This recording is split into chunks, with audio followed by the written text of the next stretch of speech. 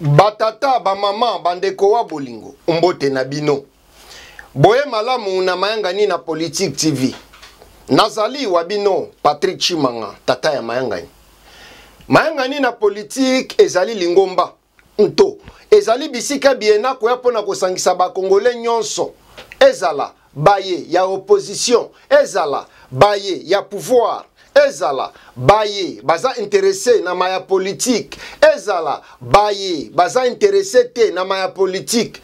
Bino nyonso tu boya tata mayangani na ye pona komanyolela bino maya politique, na ye poto te na bomoko, na ye poto te na bolingo mpamba te konyi moko etokisaka nzungu te, esengeli bakonyi ezali bele po ete nzungu etoka bilei yebela bana Congo balia.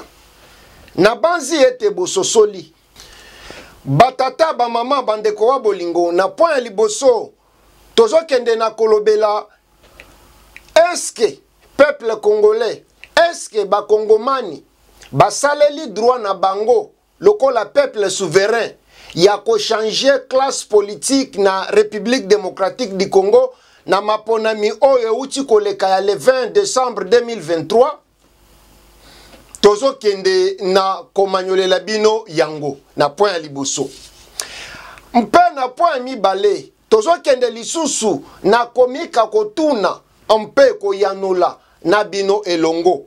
Eske République démocratique du Congo na sima ya kosala 4 cycles électoraux anto na sima ya koorganize ba élection mbala 4 mpamba te na 2006 République démocratique du Congo esalaki élection o ezalaki organisé par mwana mboka Abe Malumalu Molimo na epe manakimia elongo na seni ya tayango mpe pona mbala mibale tozalaki na élection na 2011 o ezalaki organisé par mwana mboka Ngoi Mulunda na seni ya ta yango.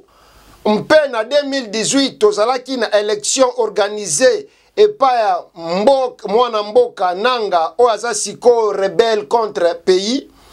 Mpe na 2023 na le 20 décembre 2023 tozalaki na élection organisée epa ya mwana mboka Denis Kadima elongo na seni na ye. Sikoyo motuna tozali kotuna pe komeka ko répondre ezali pona koeba, eske na expérience oyo na uti kotangela bino tokoki kobeta tolo koloba ete tozali siko pays démocratie? Eske tokoki kobeta tolo koloba ete pays na biso ezali na voie ya démocratie makasi par rapport ya ba pays voisins, par rapport ya ba pays ya continent na biso Afrique? Tozo kene na komanyolela bino yango na deuxième point.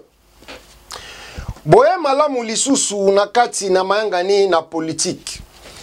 Tobandi na point liboso, eske peuple congolais, eske ba kongomani basaleli droit na bango lokola peuple souverain pona komeka ko changer classe politique ya République démocratique du Congo na ba élection ya 2023?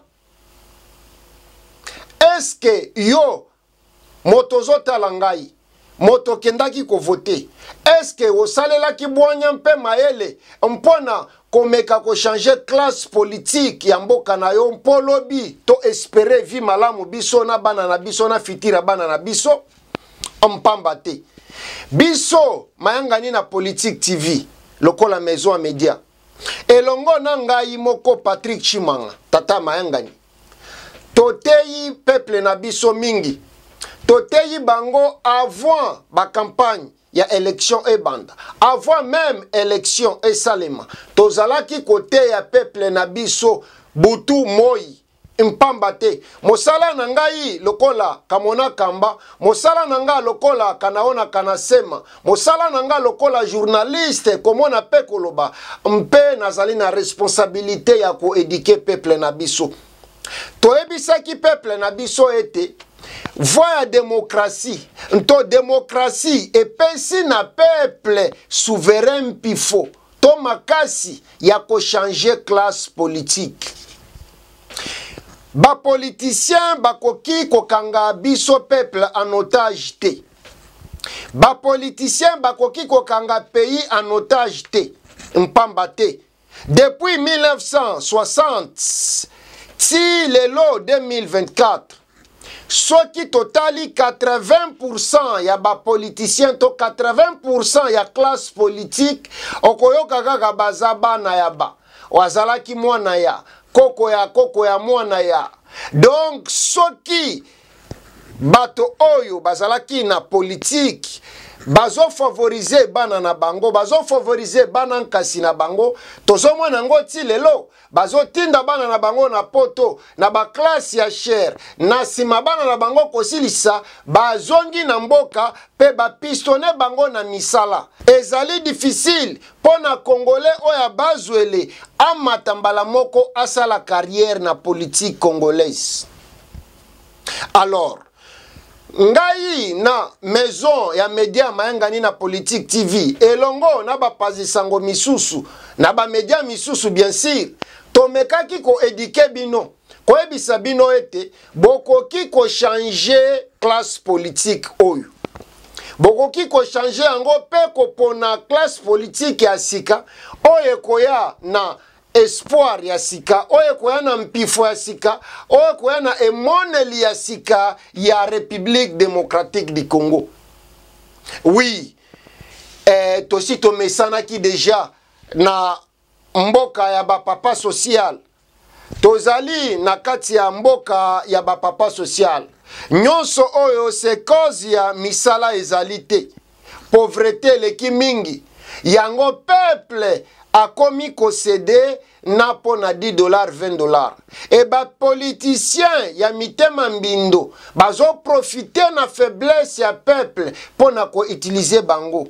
Komemela bango maputa po ba voter bango, komemela bango ba sakalo sona ba fufu po ba voter bango. Et na sima ya peuple ko pesa bango mpifo, bango ba kei kuna na parlement ezali bobele pona bango moko, pona bana na bango et pona fitir na bango. Et non pona peuple oyo atindaki bango kuna. Alors, toteki na peuple na biso boy. Ata soki politicien memeli yo mbongo, apesi yo mbongo, zwa mbongo, lia, ezali mbongo a l'État. Ezali mbongo a Congo, zwa lia.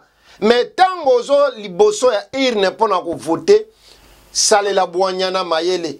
Vote bato oyo bakoki ko bongisa vi na yo pe via bana na yo. Bato bakoki ko sala misala malamu pona bana na yo. Mais sikoyo motuna tozo tuna awa. Élection esalemi eleki. Tomoni c'est même classe politique nde ezongi. Presque. Ezali kaka bango na bango. Sikoyo faute ezali ya ba politicien oyo bino peuple bo voter. Nto faute ezali ya bino moko peuple congolais. Mpamba te boni bozali kosala makambu na lolenge moko pe bozo espérer résultat ya kokesana. Boni bozo sala makambo ndenge moko lelo lobi kuna ndenge moko me boko zela résultat ya kokesana to biya na kokesana. Mpamba te tango toko lobela classe politique bato mingi ba kotala mingi kaka président de la République. Non, tozolo bela ensemble ya ba politicien nyonso. Oui, bien sûr ko bandana ye moko président de la République loko la premier citoyen pe ko kitanase. Mais sengeli boye ba ete président azalaka bisika nyonso touté. Président azalaka na ba poste nyonso touté. Président azali kopesa ordre. Mais motuna ya makasi eza pona koyeba est-ce que bato ya kopesa ordre bazali kotosa ordre na ye? Président akoloba boyiba te. Est-ce que bato oyo bazana ba poste bakotika la koyiba te po président pekisi bango? C'est ça tozalaki ko beta mbela pona koloba ete bomekana nou ko changer classe politique na ko voter bato oyo bamesana na kanyaka te. Mais malheureusement tozomona c'est presque mingi ya bato ya kanyaka o tomonaki na 2006, tomonaki na 2011, tomonaki na 2018 eza presque même bato wana tozomona lelo na 2023. sikoyo motuna tozali kotuna biso moko toto kotuna peuple pe toko mituna biso moko est-ce que bakoyela biso eloko ya sika est-ce que bakoyana makanisi ya Kongo ya sika anto tokozonga kaka na même idéologie sikoyo faute ezali ya nani faute ezali ya bino moko peuple congolais faute ezali ya biso moko peuple congolais faute eza ba politicien te po ba politicien basi bayebi déjà faiblesse na biso balobaka bakwatisaka loboko na poche ya zoba bobele mbala moko soki ekomi mbala mibale mbala misato aza lisusu zoba te akomi kizengi bolimbisa ngai me ezali monoko na biso lingala esengeli to manyola ngo na lolenge esengeli to manyola yango sikoyo peuple congolais ba Tobelo votaki na 2006, les mêmes bateaux votés na 2011, les mêmes députés provinciaux nationaux votés bango na 2018, les mêmes députés provinciaux nationaux votés bango na 2023. Mais on ose la résultat au kesana. Ezali ko kamwa mpe ezali ko lekela biso. Tozali ko senga na bino ete mbala sima esengeli na bino boye ba mpifonini. Constitution epesi na bino na maboko esengeli boye ba mpifo nini to makasi nini to pouvoir nini démocratie epesi na bino peuple pambate bino bozali peuple souverain to soki awa pona premier point ezali munene mingi tokoki komanyola ngo nyonso tute poso tolobi tokota na mozindo na mulai pe na mukuse ngonga ezo permettre biso te pe boyebi ete na media tozali kosalela ngonga batata ba mama bandeko wa bolingo toleki mbala moko na deuxième point ya mayangani na biso ya lelo na deuxième point ndenge totunaki lisusu motuna est-ce que République démocratique du Congo ezali sikoyo na voie ya démocratie makasi par rapport ya ba pays voisins to ba pays ya Afrique ezali motuna tozali kotuna bino batata ba mama bandeko wa bolingo ezali pe motuna tozali komituna biso moko mpe tozokende na komekana koyanola na ndenge na biso batata ba mama bandeko wa bolingo République démocratique du Congo esalaki élection pona mbala liboso na 2006 c'est-à-dire après indépendance et coup d'état ya Mobutu pe ba aventure ya Mobutu oyo ezalaki soi-disant élection à l'époque ezalaki ya ba rouge et vert et Mobutu asali 32 ans na pouvoir na onyo sotu bino boyebi mpe boyebi ete na sima ya Mobutu mwana mboka Mzee Laurent Désiré Kabila n'a jamais trahi le Congo ayaki mpe kobengana Mobutu na règne kokima Mobutu akimaki na mboka Maroc mwana mboka Seskoul bisika kendaki kokufa molimo na epema na kimia boyebi ndenge mwana mboka Mzee Laurent Désiré Kabila akomaki président ya République démocratique du Congo to président ya Zaïre à l'époque mpe achangeaki yango kombo na République démocratique du Congo pesima mikolo ye babomaki ye mwana mboka Mzee Laurent Désiré Kabila ampe boyebi ndenge mboka na biso etikalaki na mbutu mpamba te mboka izalaki akokabwana boyebi rébellion ya RCD Goma izalaki na parti nango mpe MLC izalaki na parti nango na ba parti mususu ba groupe rebelle o izalaki ko équiper pe ko tient sécurité na population pe tozalaki na gouvernement central mpe na sima ya dialogue ya intercongolais bisiko wapi bana mboka to ba parti nyonso to esanganaki mpe bayokanaki pe bisika o wapi constitution na biso tozali kosalela lelo ebotamaki élection esalemaki na 2006 na sima koyokana na Sun City basalaki programme pe selon calendrier sengelaki élection aliambo salema na 2006 o ezalaki organisé pa mwana mboka Abe Malumalu molimo na yepe manakimia elongo na seni ya ngonga yango commission électorale nationale indépendante na 2011 élection salemaki elongo na mwana mboka Ngoyi Mulunda na seni ya ngonga yango to Commission électorale nationale indépendante. Mpe na 2018 élection isalemaki na président na yango Corneille Nangaa Oazalelo rebelle contre République démocratique du Congo. Mpe pour la 4e fois élection isalemaki na 2023 le 20 décembre 2023. Alors nakotala histoire na biso ndenge na uti ko betela bino yango na mukuse boy. Tosali déjà 4 élections na mboka na biso.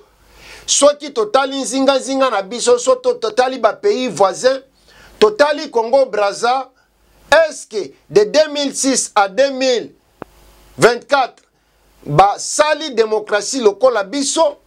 Est-ce que démocratie na bango peut évoluer ndenga biso évoluer? Ezali motuna point d'interrogation. Boyebi ndenge makambo ezoleka kuna. Soki totali côté mususu voisin Mbindo Rwanda, est-ce que basali démocratie ndenge biso tosaleli yango? Et yano ezali non. Soki totali Uganda de 2006 à 2024, est-ce que démocratie na bango etamboli ndenge ya biso République démocratique du Congo etamboli? Et yano ezali non.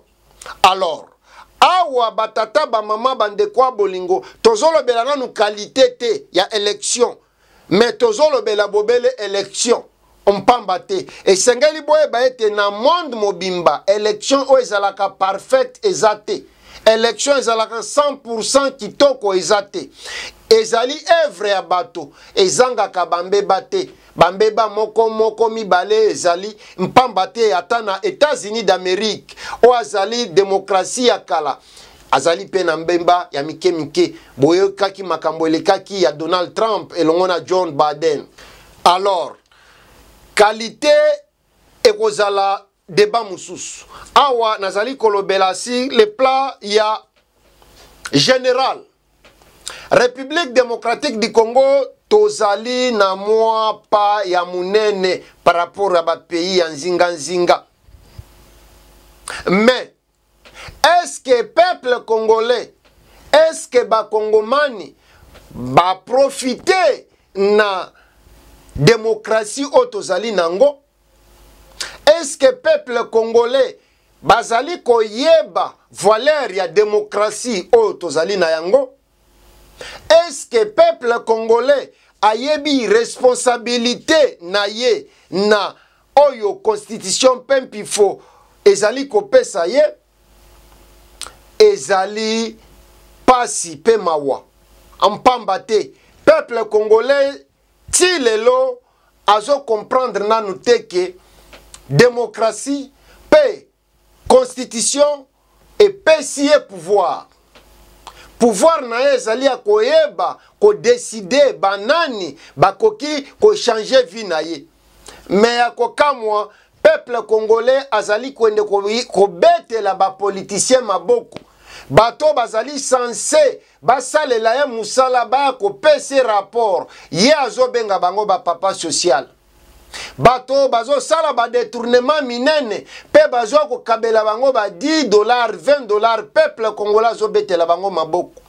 Mpesi mazali ko baluka kolela ete mboka izo bongate, mais ye moko azali na mpifo ya koeba ndenge nini ako décider, mais azali koeba te ndenge nini akosalela yango. Batata ba mama bandeko wa bolingo pona biso mayengani na politique elongo nanga moko Patrick Chimanga tozali ko affirmer bino ete mboka na biso République démocratique du Congo ezali na voie ya démocratie. Ezali na voie ya malamu mpenza kitoko koleka.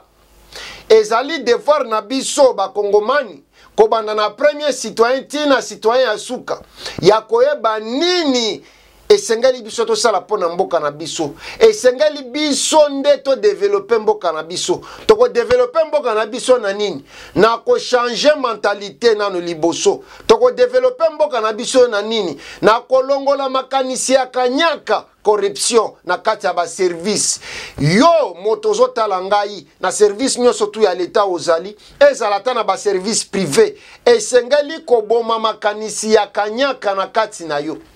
esengali koboma makanisi ya corruption na kati na yo mpamba te corruption ekoti na kati ya bakongole lokola likambo mosusu bisika nyonso tu ozali kokende owa kope ezali mais kope ezali corruption yango nde ezozongisa mboka na biso na nsima yango nde ezosala ete mboka na biso ekota vraiment na voie ya développement te mpamba te soki yo peuple oyebi ete responsabilité na yo ezali ya kodénonce corruption bisika tu okoyoka yango odénonce yango na bakonzi mpe bakonzi basali mosala nango na bango na ndenge esengameli bakangi batomboki oyo bakei na boloko epesi leson na bakongole mosusu na banzi ete corruption ekosila kati na biso mais pona lelo tosuki awa pona po ya mibale mais sengeli bo retenir ete République démocratique du Congo ezali na voie ya malamu soki to comparango na ba pays voisins na biso